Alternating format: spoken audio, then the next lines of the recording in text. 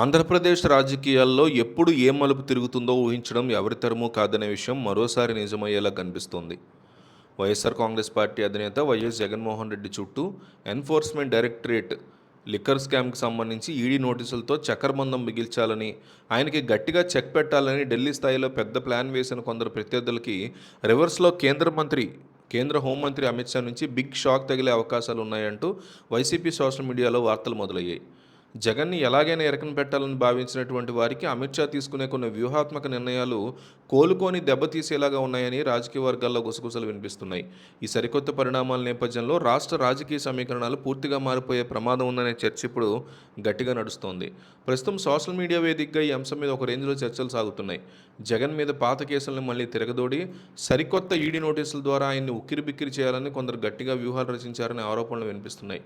అయితే ఈ ప్లాన్ అమల్లోకి వచ్చే లోపే కేంద్ర ప్రభుత్వ పెద్దల నుంచి, ముఖ్యంగా అమిత్ షా నుంచి ఊహించిన మద్దతు లేదా భిన్నమైన సంకేతాలు వచ్చే ఛాన్స్ ఉందనే వాదనలు తెర మీదకి వచ్చాయి.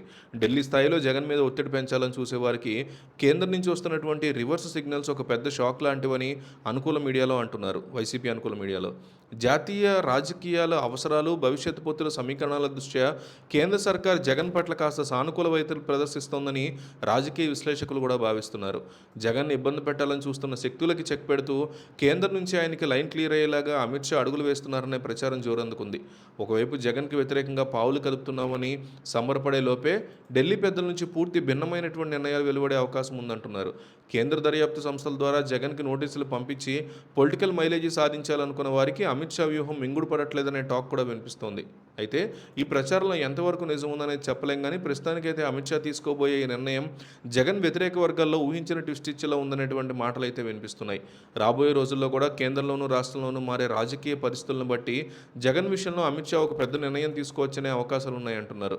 జగన్ని పూర్తిగా దూరం చేసుకోవడం కంటే భవిష్యత్ అవసరాల కోసం ఆయన ఒక రకమైన అవగాహనతో రావడం జాతీయ నాయకత్వానికి మేలు చేస్తుందనే ఆలోచనలో కేంద్రం ఉన్నట్టు తెలుస్తోంది. ఇదే నిజమైతే జగన్ని టార్గెట్ చేసిన వారికి ఇది ఒక కోలుకోనేటువంటి దెబ్బ అవ్వచ్చు. మరి ఈ ఊహాగానాలు ఎంతవరకు నిజం అవుతాయనేది రానున్న రోజుల్లో తెలుస్తుంది.